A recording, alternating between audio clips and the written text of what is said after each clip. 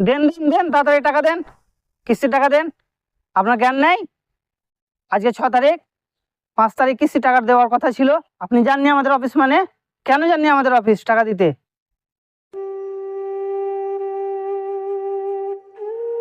Sir, এই মাসে কোনো ছেলে টাকা দেয়নি, তাই আমি দিতে পারিনি। আমার ওসব কথা শোনার টাইম নেই।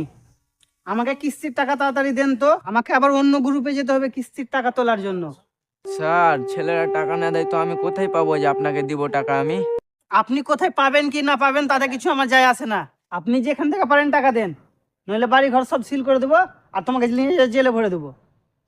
ঠিক আছে, আমি কালকের মধ্যে ব্যবস্থা করে দেখছি। আর ঠিক আছে, কালকের মধ্যে যদি না আসেন তাহলে ভালো করে বুঝতে পারবেন।